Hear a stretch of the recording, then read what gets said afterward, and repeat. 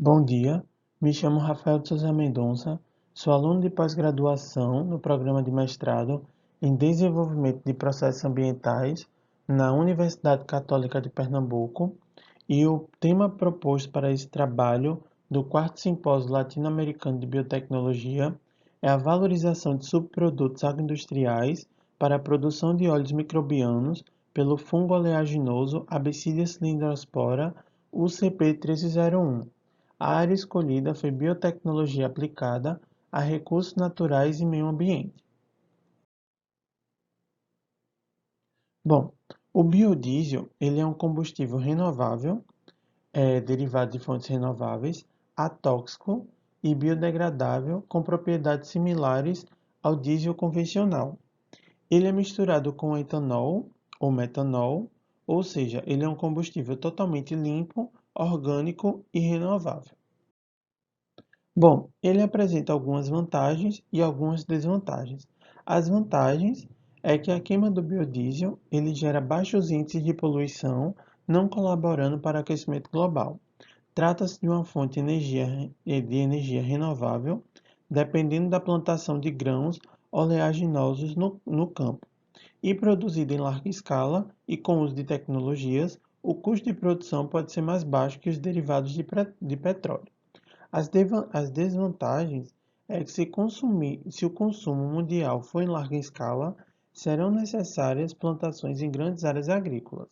E em países que não tiverem uma fiscalização adequada, né, uma fiscalização rígida, seus recursos florestais podem ter um alto grau de desmatamento de florestas para dar espaço a plantações de grãos, ou seja, diminuindo as reservas florestais dos nossos planetas.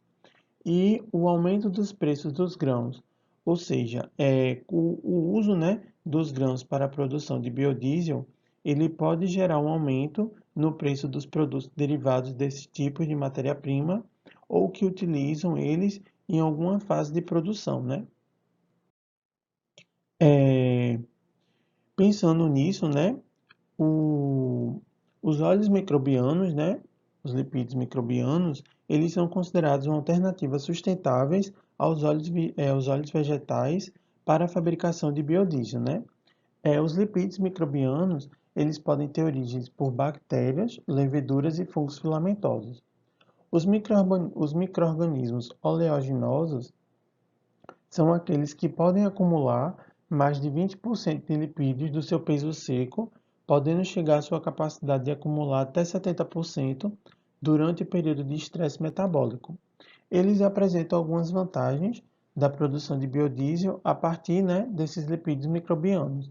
Eles apresentam composição e valor similar aos óleos vegetais, mais vantajosos economicamente quando comparado aos óleos providos de animais, boa velocidade de geração e melhor controle de produção do produto, e eles podem ser produzidos a partir de fontes de carbono de baixo custo e podem ter diversas aplicações na indústria farmacêutica, indústria alimentícia, né? E para baratear o custo, né, dessa produção, pode-se utilizar os substratos para a produção desses óleos microbianos, né? Anualmente, o Brasil ele gera milhares de toneladas de subprodutos industriais. E esses subprodutos, né, que podem ser disponíveis em determinadas regiões, né? Cada região pode ter diversos subprodutos disponíveis, né? E a utilização desses substratos pode baratear o custo, né, dessa produção. E nesse contexto, o objetivo desse trabalho foi investigar o potencial do fungo Mucorales, Absidia cylindrospora UCP1301, na bioconversão de substratos agroindustriais para a produção de biomassa e lipídios, né? O micro-organismo utilizado nesse trabalho é a Absidia cylindrospora UCP1301. Ela foi isolada do solo da Caatinga, né, em Pernambuco, e foi gentilmente cedida pelo Banco de Culturas, né, da Universidade Católica de Pernambuco. Esse micro-organismo ele pertence ao reino Fungi, ao filo Mucoromicota, à ordem Mucorales, à família Mucoraceae, e o gênero Absidia. Os substratos agroindustriais utilizados foram o soro de leite, né, proveniente da indústria local de processamento de queijo, a milhocina, proveniente da indústria de processamento de milho Corn Products, do Cabo de Santo Agostinho, e o glicerol bruto, subproduto da produção de biodiesel a partir do óleo de algodão. Bom, primeiro foi feita a suspensão espórica, né? A preparação do inóculo, né? Foi feita a suspensão espórica, 10 a 7 esporos por ml, de Absidia cylindrospora UCP 1301, cultivado em água saborô, por 28 graus a 96 horas. Após isso, foi feita a produção de biomassa e lipídios. O cultivo em meio de produção, contendo glicerol bruto, milhocina e soro de leite, de acordo com o planejamento fatorial completo 2 a terceira. Foi feito em 28 graus, 150 RPM por 96 horas, né? Depois disso, foi feita a filtração, onde a gente separou o líquido metabólico livre de células da biomassa. A biomassa, ela foi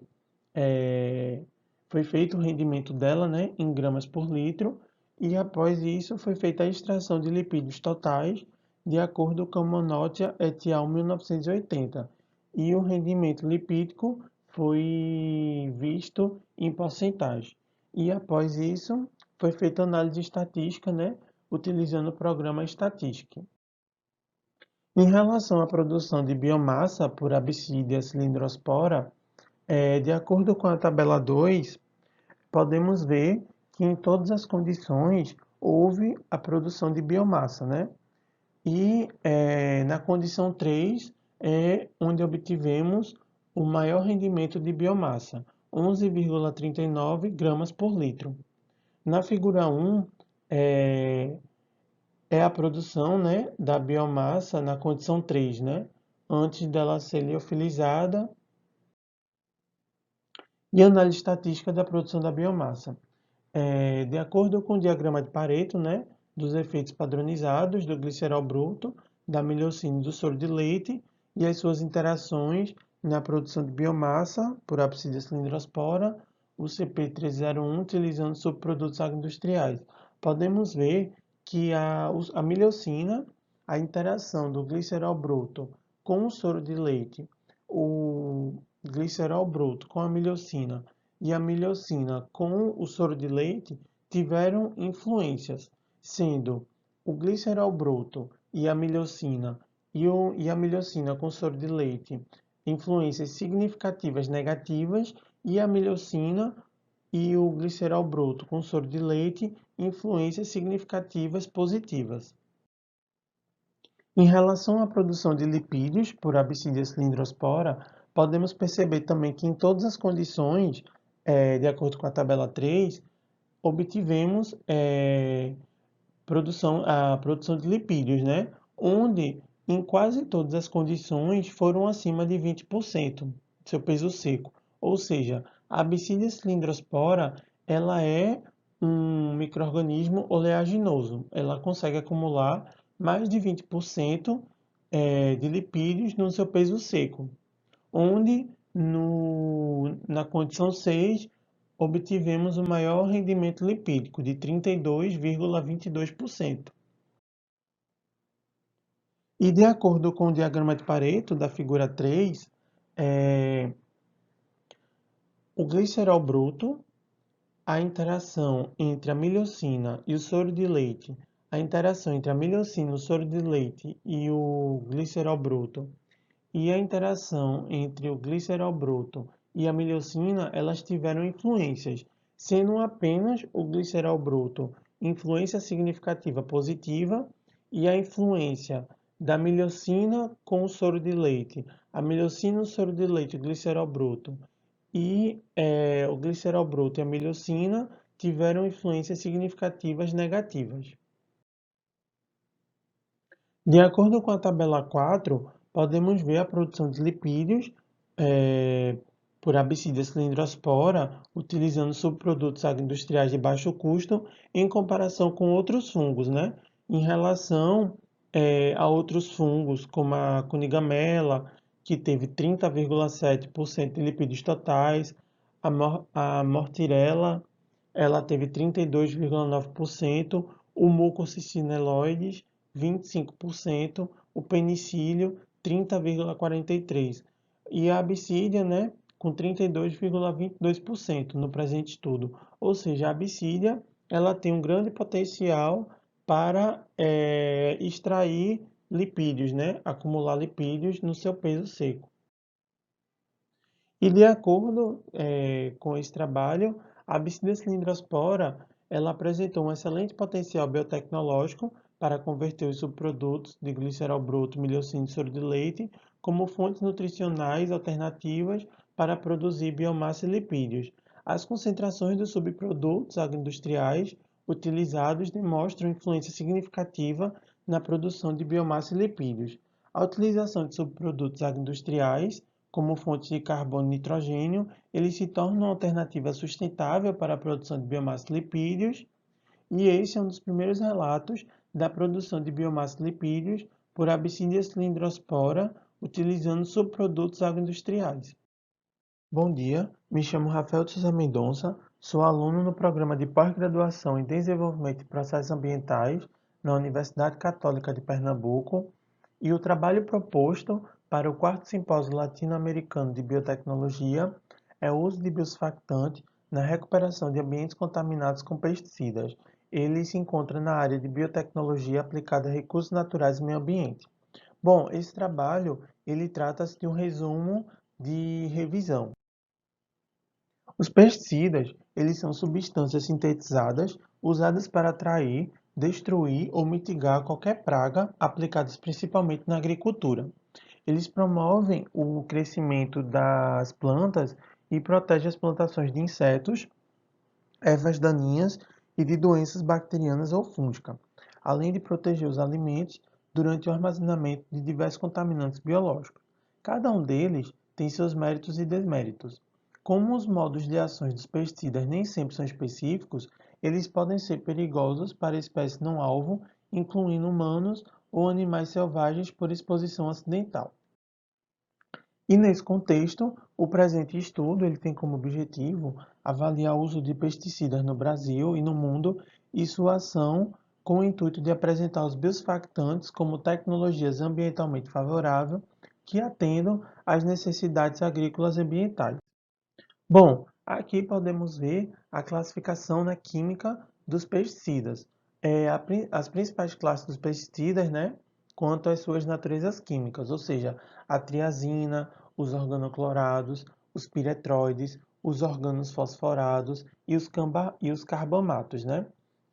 Um dos mais utilizados são os glifosato.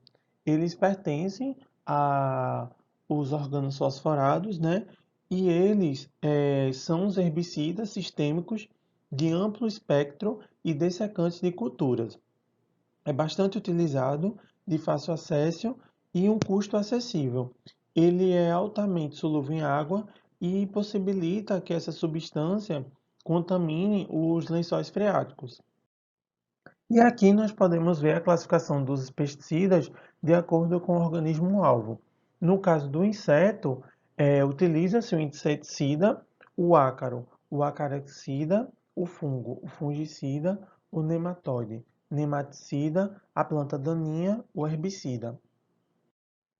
E a consequência desse uso dos pesticidas, ou seja, nas rotas de exposição, pode ser, né, as consequências ocupacional, os derramamentos, nas fazendas pessoais, os alimentos locais e importados, as destruições, né? Elas podem ser celular, metabólica, genética, enzimática, e os efeitos que o uso desses pesticidas podem causar, né? No caso, pode ser uma consequência endócrina, né?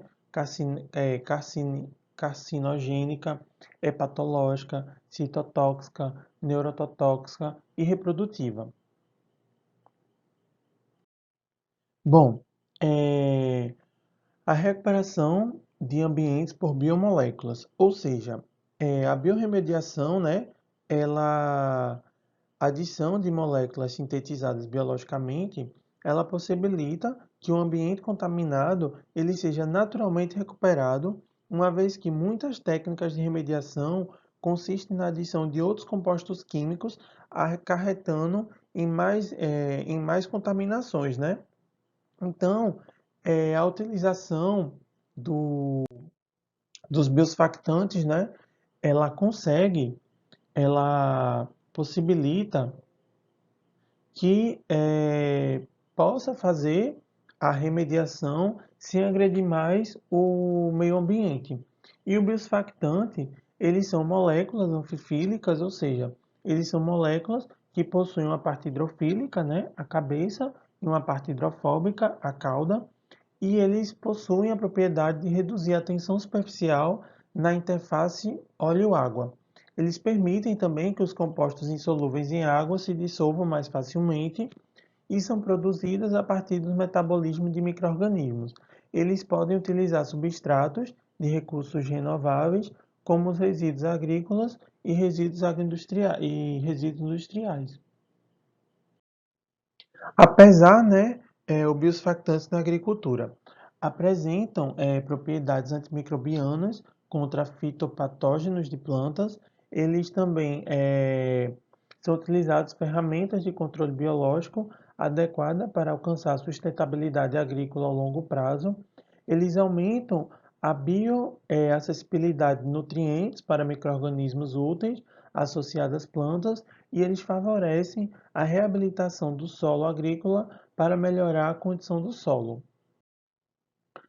Um exemplo, né, a Pseudomonas aeruginosa, cepa pp2 e Cocuria tufanosis cepa J. Eles geraram biosurfactantes em soro de coalhada que exibiram boa capacidade ativa de superfície e marcada seletividade para dissolver inseticidas insolúveis em águas em condições ambientais adversas, né?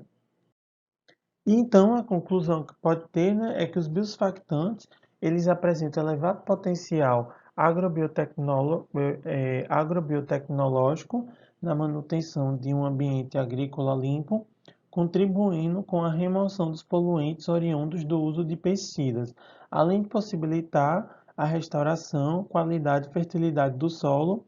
Adicionalmente, contribui também para a manutenção de um ambiente agrícola favorável, mantendo a conservação e a qualidade dos alimentos.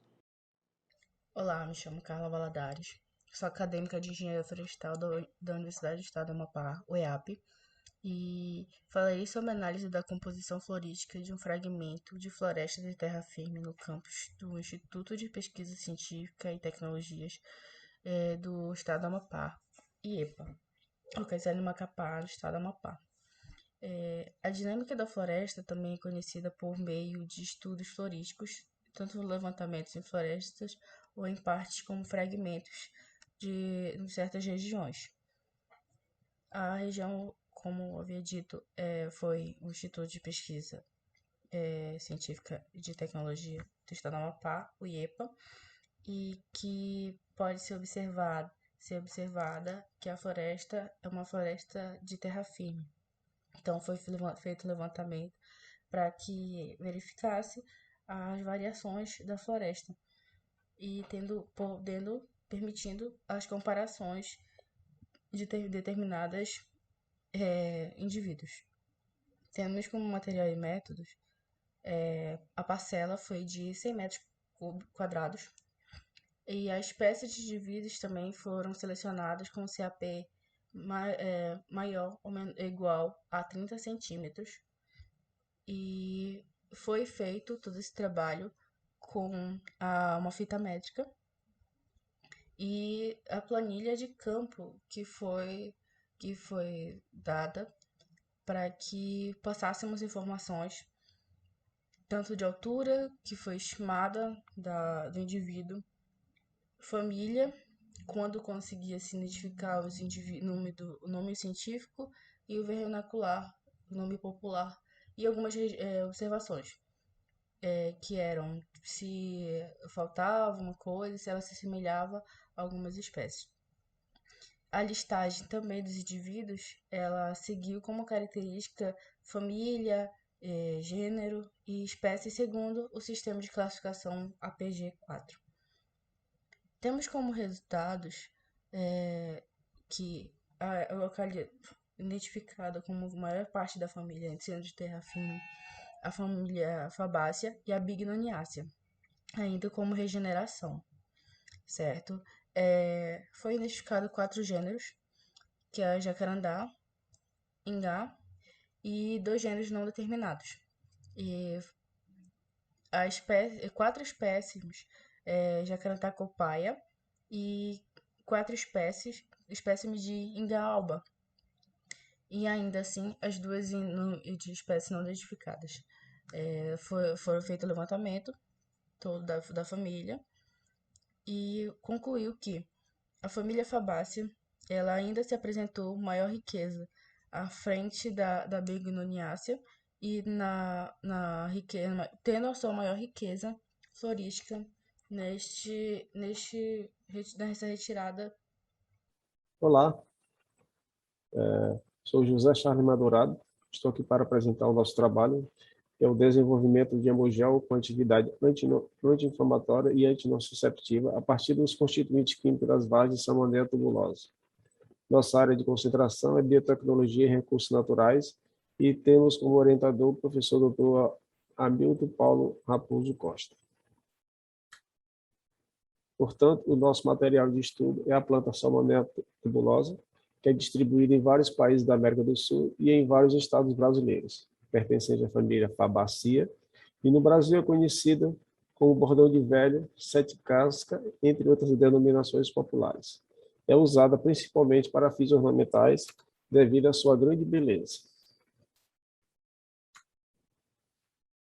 Nossa justificativa desse trabalho é que a comprovação das atividades farmacológicas das plantas medicinais utilizada popularmente ou a descoberta de seus princípios ativos responsáveis pelas suas propriedades curativas e ou toxicológicas tem sido essencial na busca de alternativas terapêuticas. O estudo das atividades anti-inflamatórias e antinociceptiva das frações obtidas a partir das vagens dessa planta, da Salmonella tubulosa, subsidiará o desenvolvimento de novas formulações farmacêuticas com perspectiva de desenvolver um novo fitoterápico. Portanto, o nosso objetivo geral é desenvolver um hemogel com atividade anti-inflamatória e antinociceptiva a partir do extrato etanólico das vagens de Salmonella tubulosa em modelos de inflamação e nocicepção. Objetivo específico: obter a caracterização físico-química do hemogel a partir do extrato etanólico das vagens de Salmonella tubulosa. Testar a estabilidade preliminar do extrato alcoólico, tais como avaliação do pH, condutividade, características organolépticas, espalhabilidade, viscosidade, condição ao estresse térmico e espectro de absorção em ultra UV visível.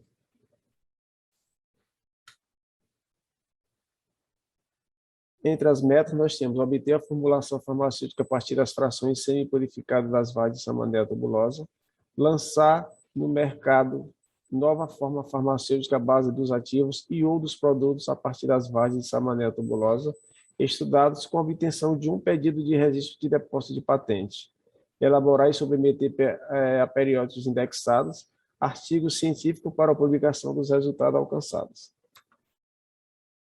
Na metodologia, na preparação da formulação, nós usamos a composição do gel Carbopol e dos cremes Landet Polavox,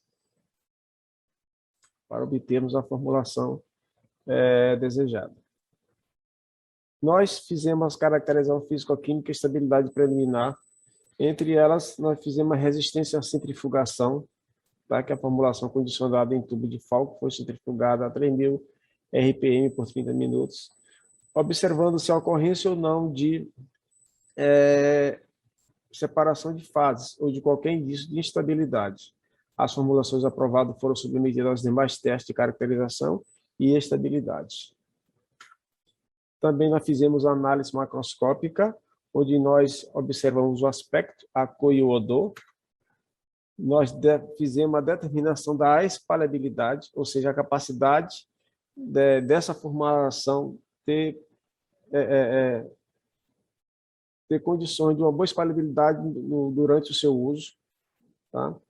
Fizemos também a determinação do pH, fizemos também o espectro de absorção no UV visível, nós submetemos ao estresse térmico, nós também submetemos a resistência a uma centrifugação. Tá?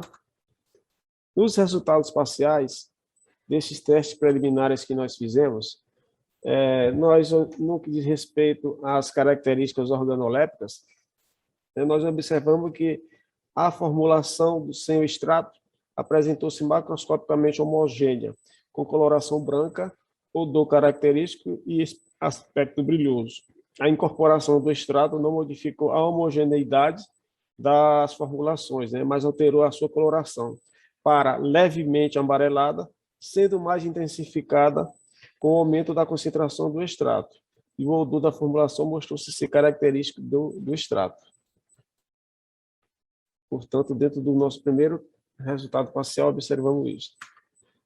No que diz respeito à centrifugação, somente a formulação do creme Polivox contendo 5% de extrato apresentou instabilidade e separação das fases, indicando que esta base não consegue incorporar uma grande concentração de extrato, o que levou à sua eliminação para os demais testes.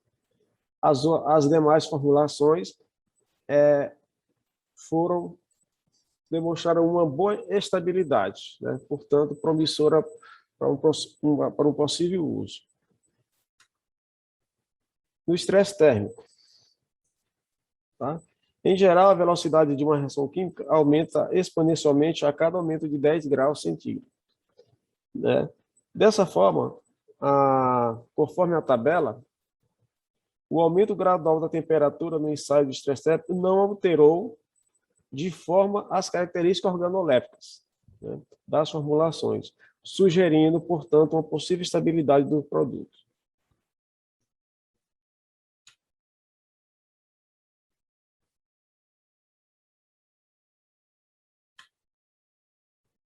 Espalhabilidade. De acordo com a figura, tá? A espalhabilidade de todas as formulações aumentou à medida que o peso foi adicionado, apresentando, assim, uma boa espalhabilidade, com capacidade de espalhar-se e abranger o local de ação da formulação. O pH. Observação das características do pH das formulações. Os valores do pH apresentaram pouca variação, não havendo diferença estatisticamente significativa, tá? Antes e depois do estresse térmico, o que mostra que o pH das formulações é estável mesmo em condições de temperatura extrema.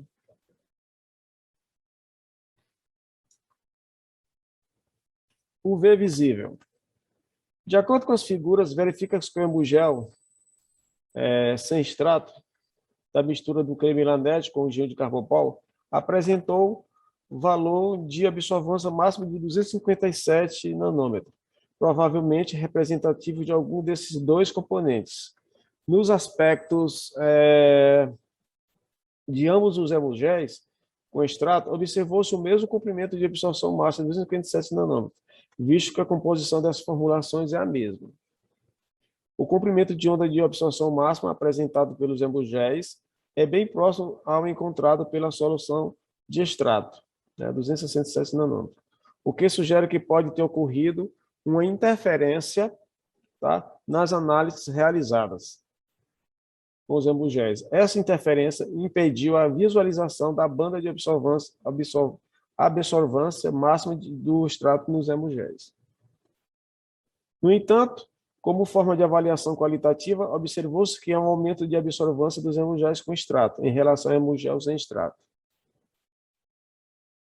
O que pode ser explicado pela presença do extrato nessas formulações. E ainda, de acordo com as figuras, verifica-se que os perfis de absorvância das formulações após o estresse térmico não apresentaram nenhuma alteração, sugerindo que as características estruturais do extrato presente nos hemogéis foram mantidas mesmo após a submissão em temperatura extrema.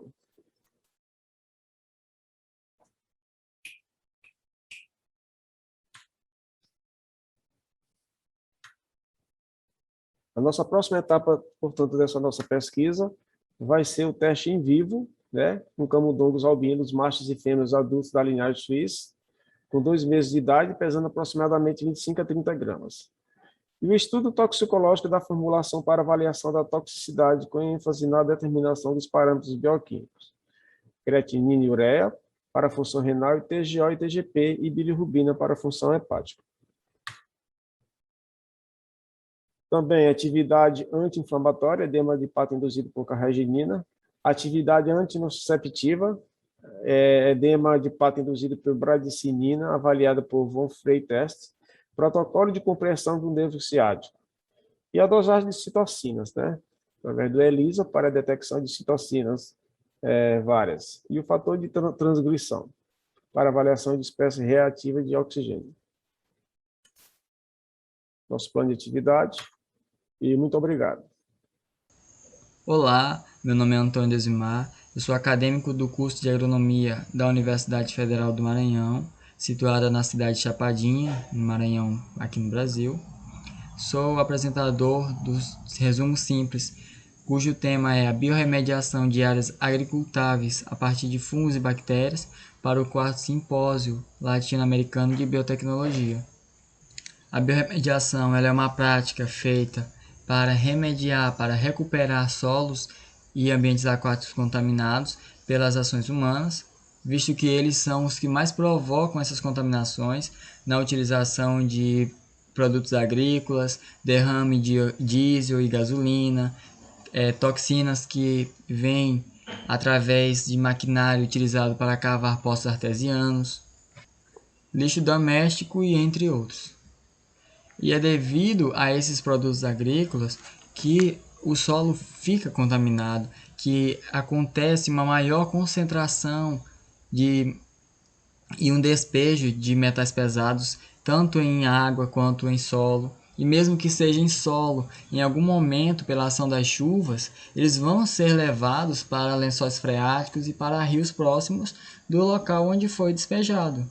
Mesmo que seja involuntariamente, mas essas máquinas e essas outras atividades que são feitas para controle de algumas pragas ou até mesmo plantas daninhas, elas deixam ali metais pesados que vão comprometer em algum momento o solo em que está sendo trabalhado. Então, a utilização de micro-organismos ela possibilita a recuperação de áreas agricultáveis que foram contaminadas por produtos químicos, os quais se tornaram poluentes pela quantidade em ambientes aquáticos e terrestres.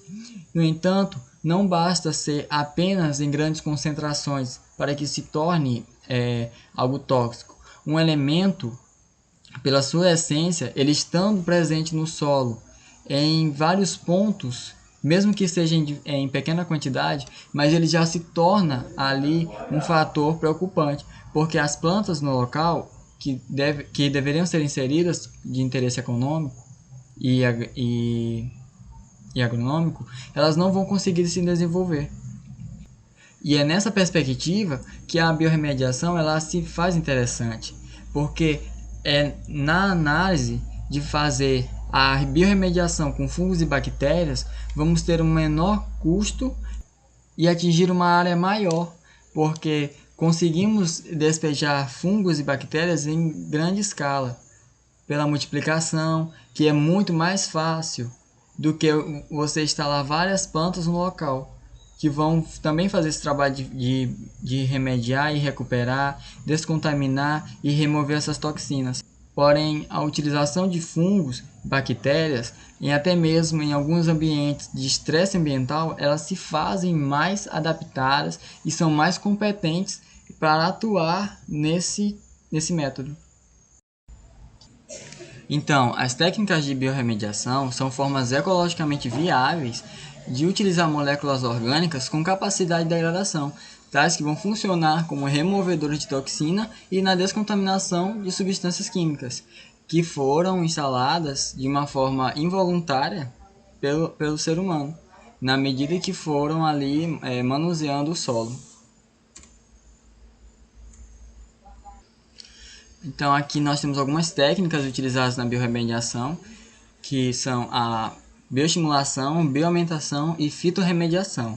A bioestimulação, ela consiste em induzir o crescimento da atividade dos micro-organismos presentes no meio, ou seja, com a adição de nutrientes e de oxigênio, de biosurfactantes, nutrientes orgânicos e inorgânicos. O objetivo é aumentar o crescimento desses micro-organismos.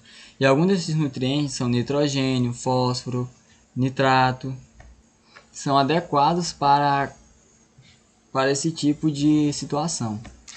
E aqui na bioaumentação, que é inocular os micro-organismos em um local contaminado, ou seja, em algum local determinado com presenças em altas concentrações de alguns metais pesados, são inoculados micro-organismos específicos com uma alta capacidade de degradação que vão agir e ter respostas positivas. Ou seja, ao todo, em amplo espectro, nós temos vários micro-organismos, várias plantas que vão funcionar ali como remediadores. Só que em algumas situações, devido a clima, pH, temperatura, existem alguns grupos de bactérias e fungos que se adaptam melhor.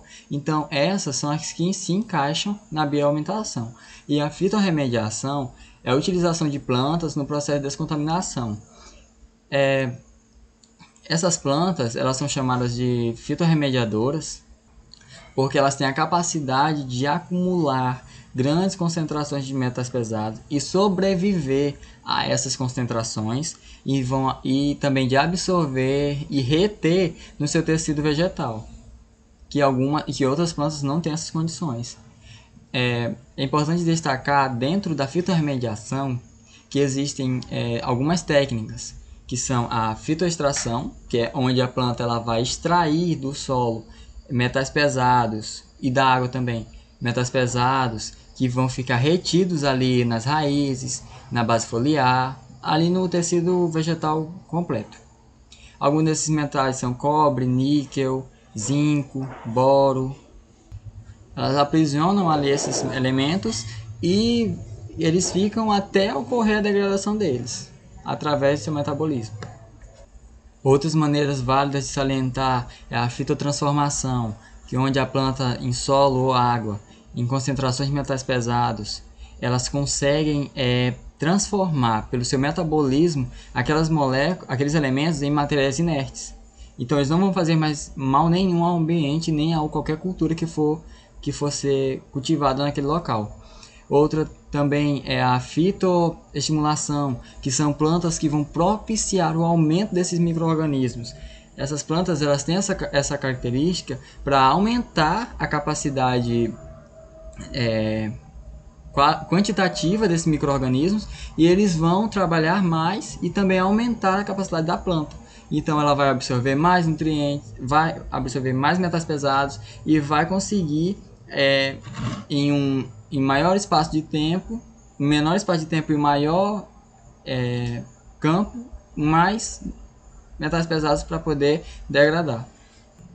E a fitoestabilização, que é quando a planta ela apenas imobiliza aquele nutriente, ela deixa ali retido e logo, a longo prazo, ela vai metabolizando. Mas a principal característica dela é absorver e imobilizar. São conhecidas como mamona, girassol. Não. As plantas utilizadas nesse método são chamadas de fitoacumuladoras por essa característica de acumular grandes concentrações de metais pesados. E elas são conhecidas como mamona, girassol, pimenta da Amazônia, o feijão de porco também tem essas características de absorver e transformar esses metais pesados, esses elementos tóxicos. E dessa forma eles vão reduzindo ali a contaminação da área, o grau de contaminação da área. O objetivo do trabalho foi discutir sobre alternativas de descontaminação de solos agricultáveis com a adoção de métodos. Fungos e bactérias eles estão sendo veículos para conseguir recuperar áreas contaminadas pela ação humana. A nossa metodologia foi revisando literatura na base de dados do ESCIELO, que são trabalhos científicos, acadêmicos, no período de 2016 a 2021, utilizando palavras-chave como biorremediação, solos, moléculas orgânicas.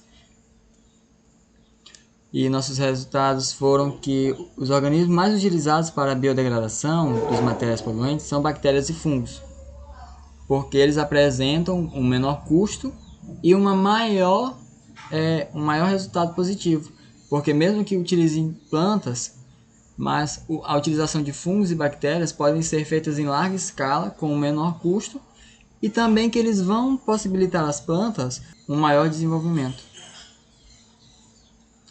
Aqui nós temos relações de bactérias e fungos mais utilizados. Nós temos o Pseudomonas, a Fusarium, Bacillus, Trichoderma, Fusarium. E a diferença é que os fungos eles conseguem sobreviver em ambientes de estresse ambiental nos quais as bactérias não conseguem. Por isso que é feita a utilização de fungos e bactérias, porque algumas bactérias elas se adaptam muito bem e conseguem realizar um excelente trabalho no local. Porém, em outras situações que o estresse ambiental que é alto, os fungos eles já conseguem ali se adaptar, se instalar e estabelecer e conseguir fazer o seu trabalho, metabolizando e armazenando substâncias tóxicas. Eles são capazes de absorver metais pesados como zinco, cobre, enxofre, sódio, magnésio e outras substâncias, tanto em solo quanto em água, dependendo da situação.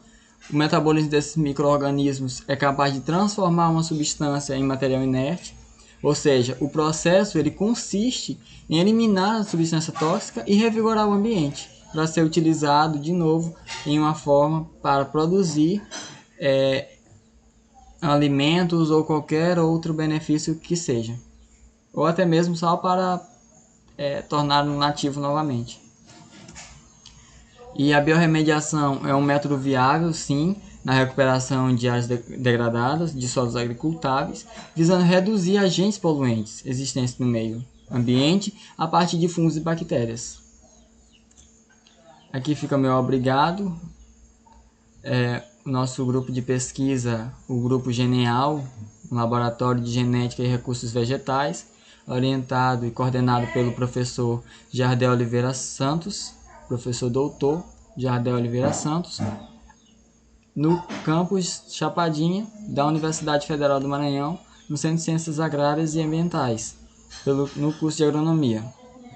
Olá, meu nome é Paulo Henrique da Silva, sou aluno do curso de Biotecnologia da Rede Nordeste de Biotecnologia, o Renorbio, da Universidade Federal Rural de Pernambuco. E hoje eu venho aqui apresentar para vocês o trabalho intitulado Avaliação Biotecnológica do Pigmento Bicaverina produzido por Fusarium oxysporum para aplicação como mediador eletroquímico. Nas últimas décadas, vem se aumentado bastante a busca por fontes energéticas mais ambientalmente amigáveis, que causem cada vez menos danos ao meio ambiente, em visão de substituir pelos meios energéticos de origem fósseis, como carvão mineral, gás natural, petróleo.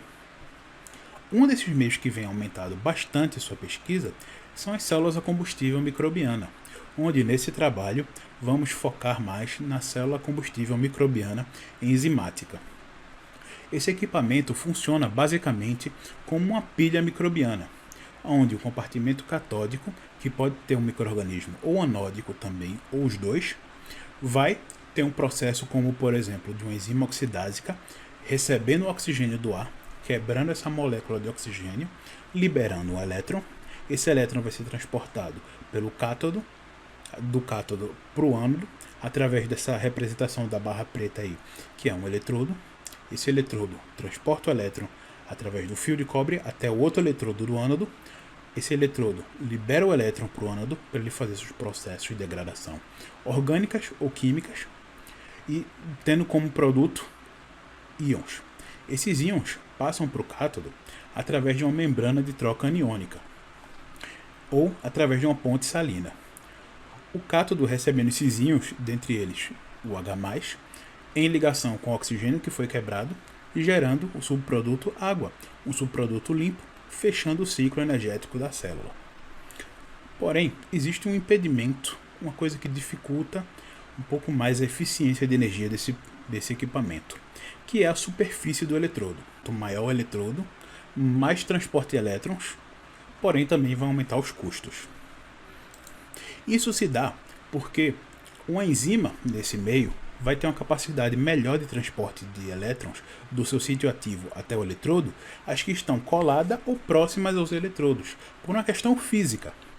Porém, existe um meio para otimizar esse processo, que é o mediador eletroquímico, que ele é introduzido no cátodo, né, no caldo metabólico dentro do cátodo, ele vai ter essa capacidade de redox, ou seja, de reduzir e oxidar, aceitar e liberar elétrons, fazendo o transporte desse elétron desde as enzimas próximas aos eletrodos até a enzima mais distante, pois essa substância vai conseguir pegar o eletrodo, que vai sair do sítio ativo da enzima, e conseguir, através da circulação dentro do cátodo, levar ele até o eletrodo, fazendo assim uma maior eficiência nessa troca energética, sem necessariamente aumentar o tamanho do eletrodo, que pode encarecer mais esse equipamento, o que não é o objetivo. Na indústria e no meio dos artigos, é conhecido bastante vários mediadores eletroquímicos sintéticos, porém esses mediadores são bastante tóxicos, o que pode impossibilitar uma das otimizações da célula, que é o crescimento desses micro-organismos, que sejam produtores de enzima ou até que degradam matérias orgânicas, in situ, dentro da célula, pois um mediador tóxico pode alterar o metabolismo e até matar o micro-organismo que vai estar compondo esse ciclo dessa célula.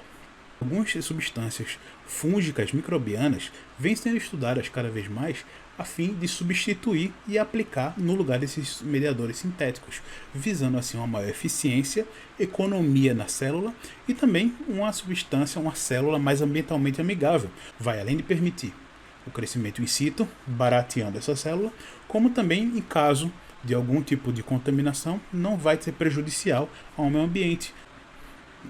O objetivo do estudo desse trabalho é a utilização da bicaverina, um pigmento oriundo do Fusarium oxysporum. A bicaverina ela é uma quinona.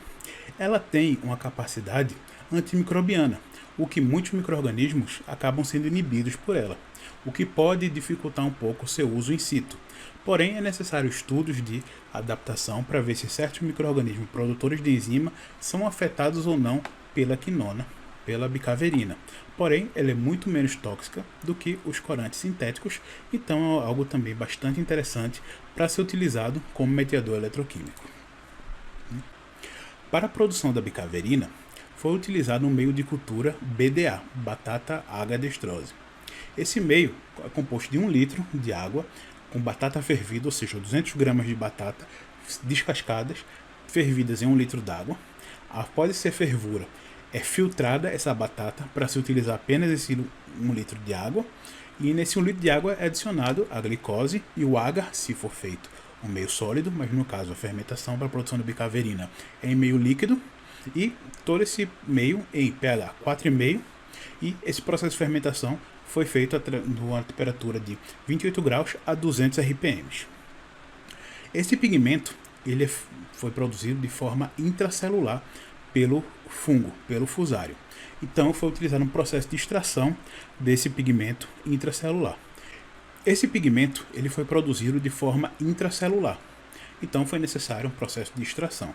Para isso, uma das autoras do trabalho desenvolveu uma patente para a extração desse pigmento, Ilka de Janeira.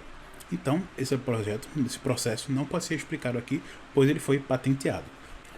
Porém, esse pigmento extraído foi utilizado em uma leitura ciclovoltamétrica para a identificação dos picos de oxidação e redução dessa molécula, a fim de aplicar como mediador eletroquímico, pois o que se objetiva é picos de oxidação e dedução para que ela consiga receber e liberar esses elétrons.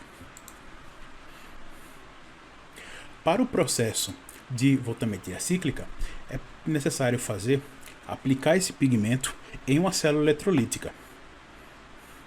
100 ppm desse pigmento foi aplicado numa célula com um eletrólito de suporte, o H3PO4. Esse sistema eletrolítico foi formado por 3 eletrodos: um eletrodo de trabalho de carbono vítreo, um contra-eletrodo de fio de platina e um eletrodo de referência de prata, cloreto de prata, em KCl saturado. O objetivo desse estudo é mostrar um gráfico parecido com esse da imagem, que mostra um pico superior de oxidação e um pico inferior de redução.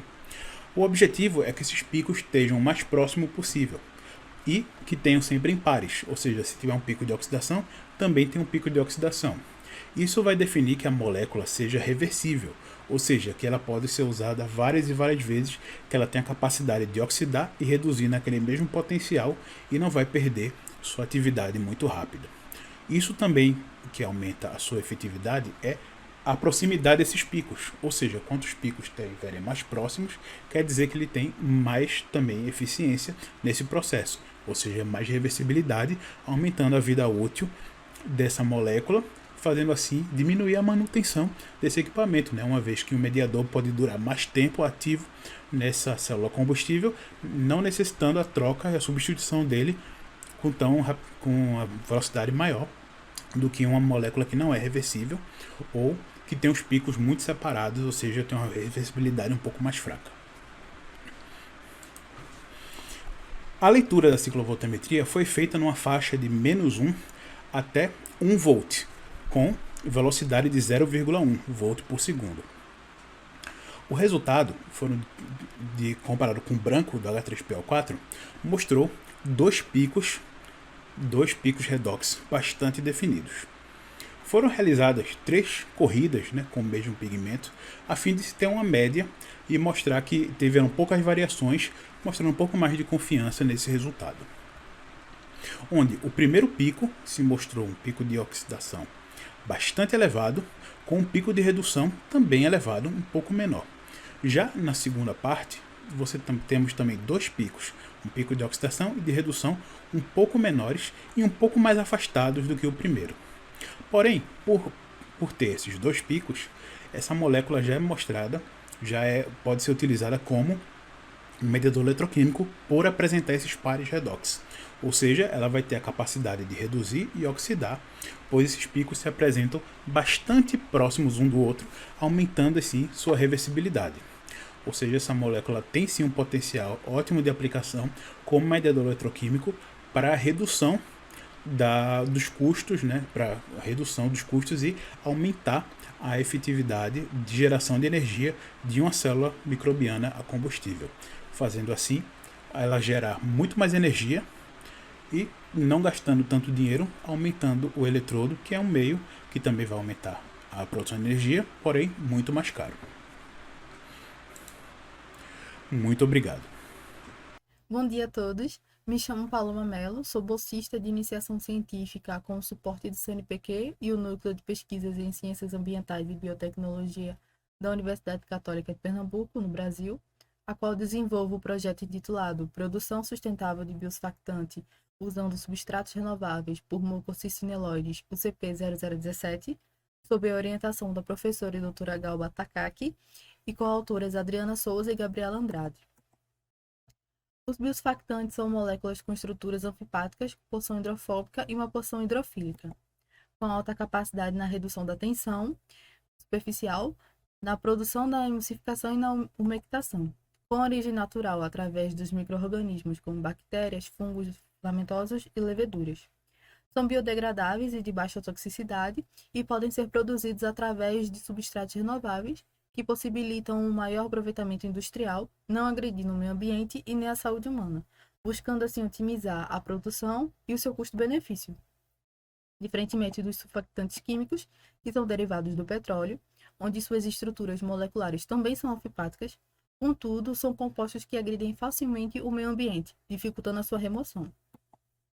O mucocicineloides se destaca como uma alternativa promissora devido à utilização de substratos renováveis pela espécie do mucocicineloides do filo Mucormicota, ordem Mucorales.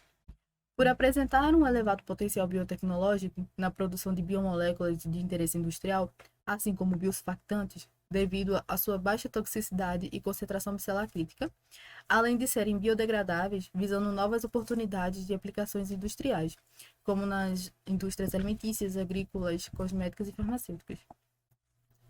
A pesquisa tem por objetivo geral produzir o biosurfactante de forma eficiente através dos substratos renováveis, como a milhocina e o óleo de soja pós-fritura.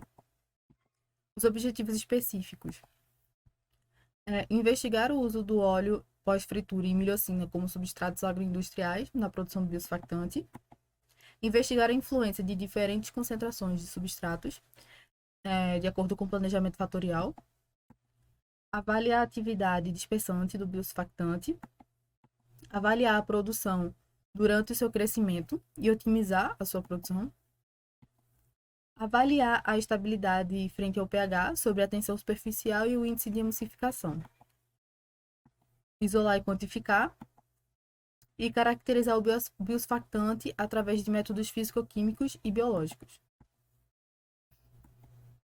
Na metodologia, temos a partir do micro-organismo, onde o fungo utilizado no projeto foi o Mucocicineloides, isolado de sedimentos no manguezal do Rio Formoso, em Pernambuco, e mantido no Banco de Coleção de Culturas da Universidade Católica. A sua manutenção foi feita por repique contínuo em meio H saborô a 5 graus. Os resíduos agroindustriais foram utilizados milhocina e o óleo de soja residual. O planejamento fatorial foi feito segunda a 2 a segunda, em concentrações variadas de milhocina e o óleo residual, onde o mínimo de milhocina foi 4 e o máximo 8, e com o óleo o mínimo foi 5 e o máximo 10. Na produção do biosurfactante foi realizada por fermentação submersa em frasco de LMEs de 250 ml, contendo 100 ml de meio basal, 2 gramas de fosfato de potássio, 1 grama de sulfato de magnésio, acrescidos dos resíduos agroindustriais, em concentração estabelecida anteriormente no planejamento fatorial, com inóculo de 5% de suspensão de 10 a 7 de esporos por ml. O mucocicineloides, os frascos foram incubados de 28 graus durante 96 horas, sob agitação orbital de 150 rpm. A biomassa foi separada do líquido metabólico por filtração, e a partir do líquido metabólico foram analisados a tensão superficial, o índice de emulsificação e a dispersão em substrato hidrofóbico. Posteriormente, na pesquisa, serão realizados os testes de concentração micelar crítica, estabilidade e extração e caracterização do biosurfactante. Na tensão superficial, foi determinada no líquido metabólico livre de células, por meio do tensiômetro automático. As condições que apresentaram os melhores valores da tensão serão selecionadas para os experimentos de produção e caracterização do biosurfactante. O índice de emulsificação para determinar foram utilizados 2 ml do líquido metabólico, 1 ml do composto hidrofóbico, sendo eles o óleo de soja, o óleo de motor, o óleo de milho e o óleo de motor queimado. O material foi homogeneizado em um vórtice por 2 minutos. Após 24 horas, as leituras foram realizadas através da equação do índice de emulsão. O teste de parafilme foram utilizados 10 microlitros do líquido metabólico livre de células, adicionados na superfície hidrofóbica do parafilme. A forma da gota sobre a superfície foi observada após 1 minuto, e avaliando seu diâmetro sendo utilizada como um controle negativo à água destilada. A atividade dispersante. A técnica de dispersão do óleo foi realizada por 1 ml do óleo de motor bruto, adicionados a 40 ml de água destilada e uma placa de Petri. Meio ml do líquido metabólico foi adicionado no centro da placa e observado a zona clara de dispersão. O deslocamento do óleo foi calculado de acordo com a sua equação.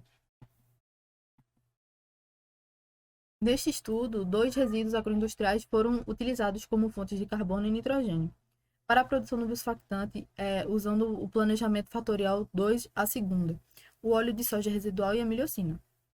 Os resultados mostram que a tensão superficial variou de 40,3 a 37,2 em todas as condições de planejamento.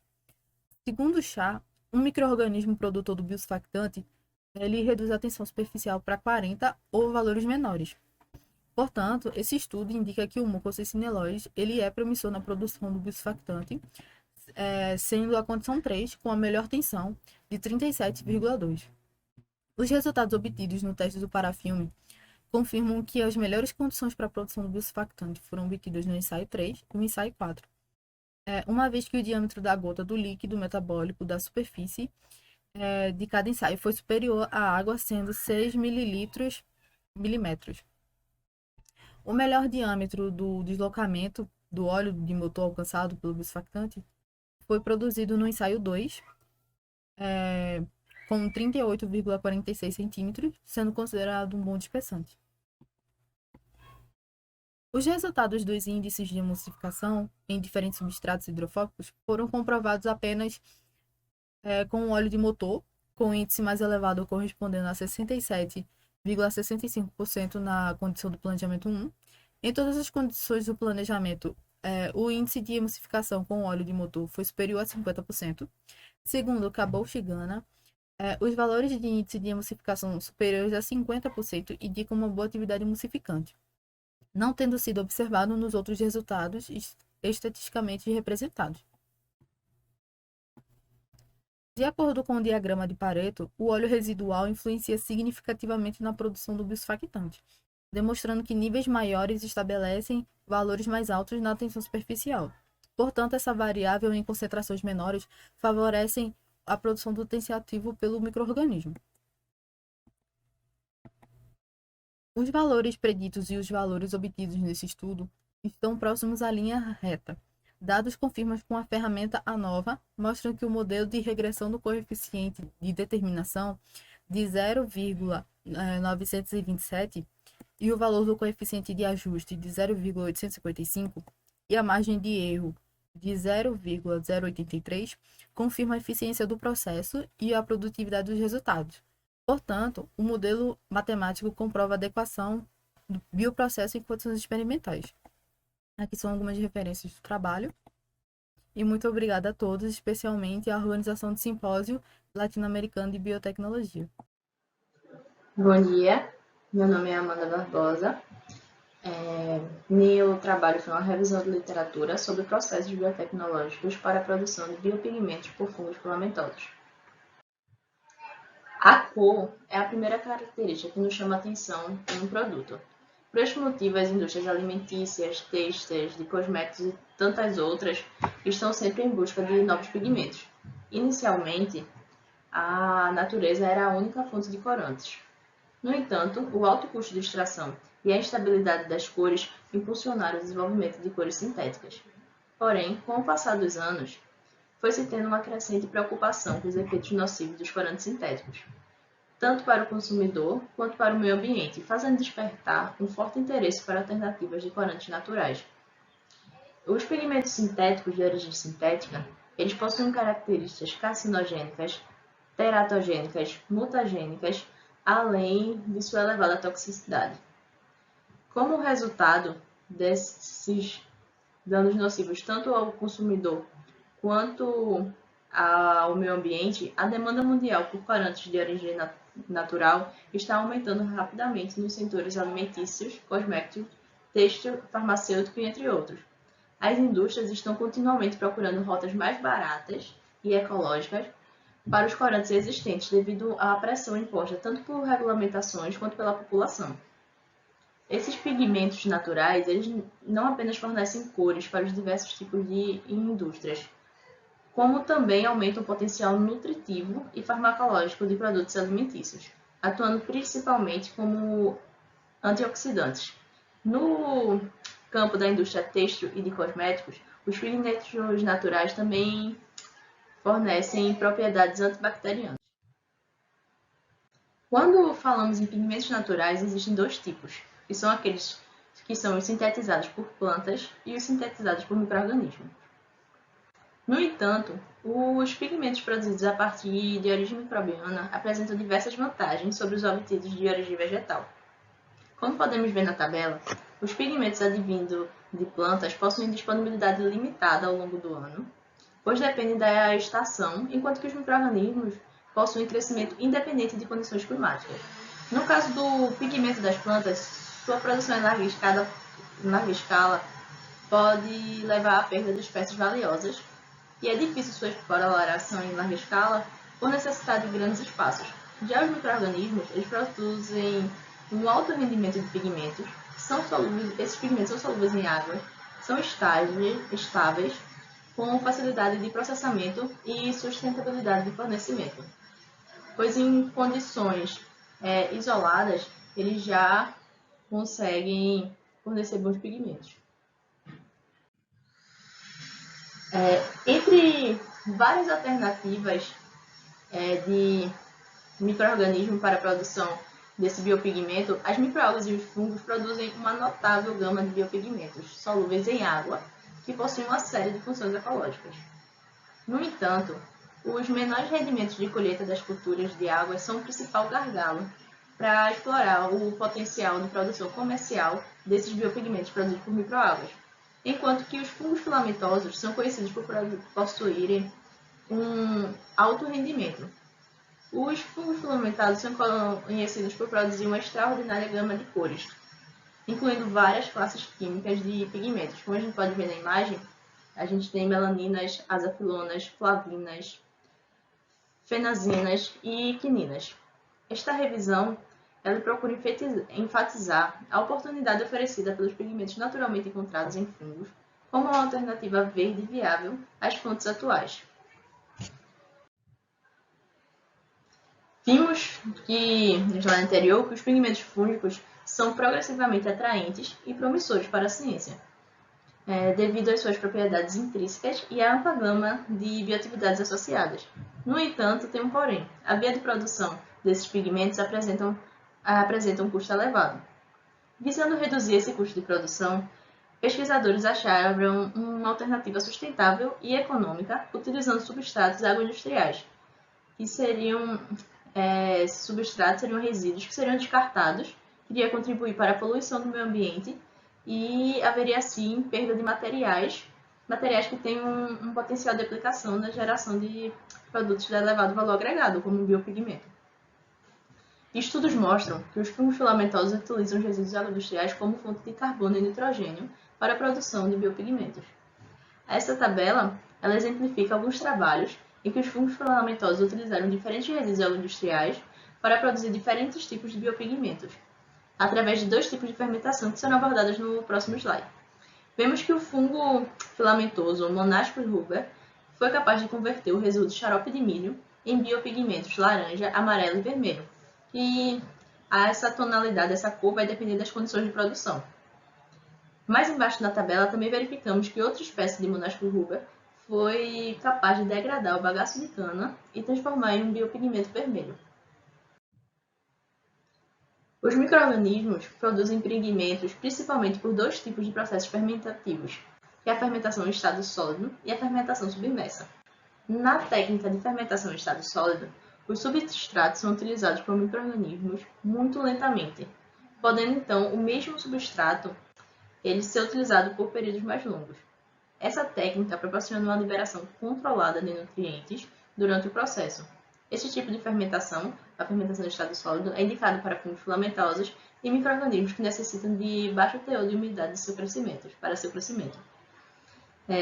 Esta técnica é muito eficaz na valorização de resíduos, devido à conversão de micro-organismos de resíduos em produtos de valor agregado com baixo fornecimento de energia e alto rendimento. Em alguns casos, no entanto, a maior produção usando fermentação em estado sólido requer tempos mais longos de cultura em comparação com a fermentação submersa.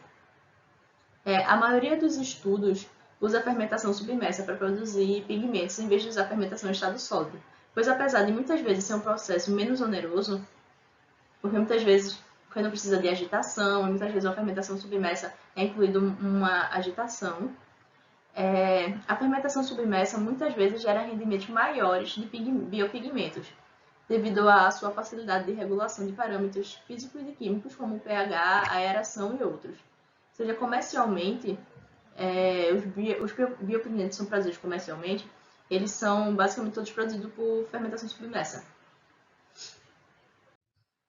Enfim, concluindo, em resumo, a utilização de resíduos de frutas e vegetais, bagaço de cana, entre outros, de milho, resíduo de milho, viabiliza a produção de biopigmentos competitivos.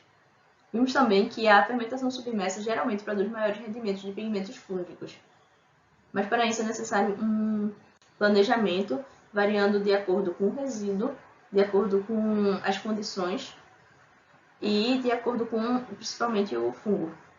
É isso, obrigada. Olá, boa noite. Meu nome é Ana Paula Bione.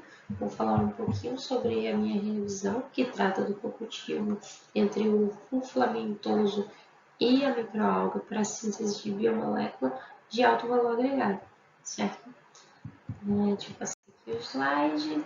Gostaria de começar falando um pouquinho com vocês sobre o potencial biotecnológico dessas microalgas, certo? Sabe-se que, de acordo com a literatura, elas são ricas em nutrientes e sua biomassa ela pode ser utilizada como fonte de carbono. Sendo assim, elas conseguem ser uma fonte de alimento sustentável, não só para os humanos, mas também para os animais. Elas conseguem oferecer também uma solução potencial para a segurança alimentar global, certo? Elas conseguem mitigar problemas ambientais causados pela expansão da produção de alimentos em terra. Além de ser uma fonte alternativa de proteína, essas microalgas elas oferecem seus nutrientes como ácidos graxos poliinsaturados de cadeia longa, no caso o ômega 3, o ômega 6, certo? Onde o conteúdo ele consegue competir com os peixes marinhos, que tem por ter um menor teor de contaminação química e uma maior pureza. Além disso, os pigmentos coloridos dessas microalgas eles conseguem atuar como antioxidante juntamente com outras propriedades que conseguem melhorar a saúde, certo? Bem como até mesmo por corante natural. Deixa eu passar aqui.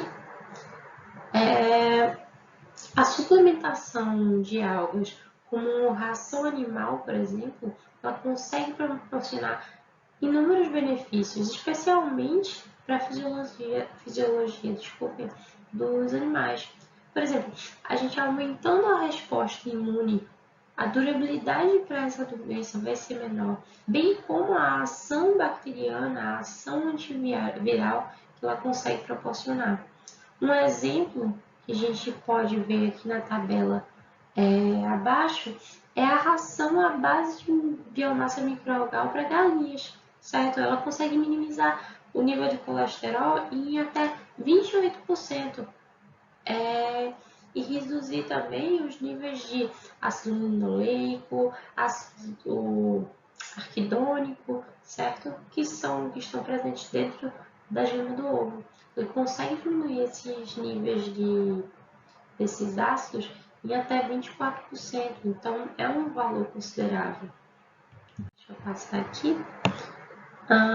Falar um pouquinho para vocês sobre essa colheita, certo? Um grande problema da produção microalgal é o seu elevado custo, que acaba tornando essa produção em larga escala um processo muito oneroso, certo? Um dos motivos do custo elevado dessa colheita da biomassa é a separação mesmo dessa microalga.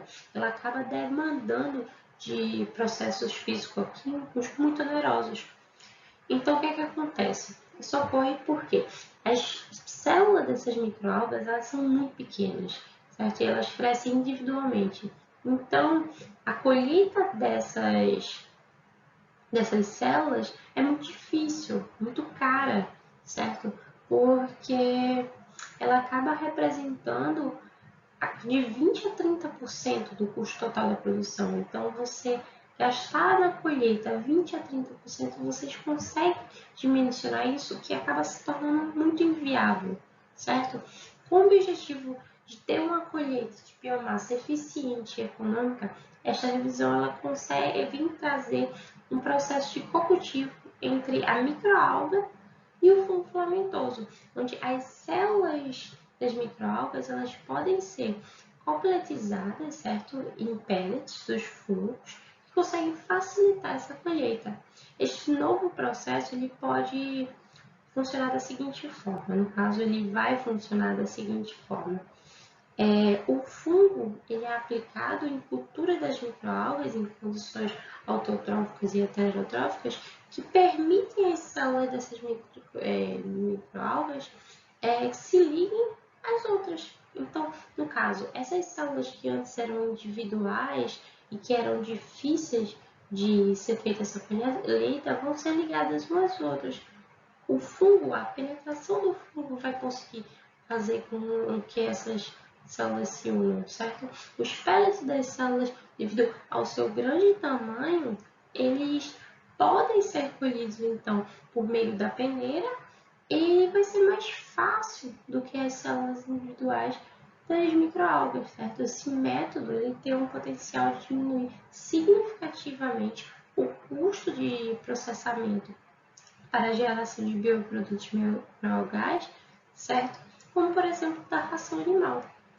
Enfim, como pode-se visualizar na imagem à esquerda, com a adição dos esporos fúngicos ou pellets nas suspensões das algas sobre as condições das células, elas conseguem ser incorporadas nas hifas fúngicas e finalmente se entrelaçam com o micélio para conseguir realizar essa imobilização. O que explica esses pellets microalgas fungos são as interações tanto eletrostáticas como as interações hidrofóbicas, como também até as interações relacionadas aos componentes específicos dessas paredes celulares. Na imagem à direita, a gente consegue verificar os pellets fúngicos e os pellets microalgais envolvidos, certo? Formando microalgais fúngicos, certo? Deixa eu passar para a próxima imagem e falar um pouquinho com vocês sobre o combustível.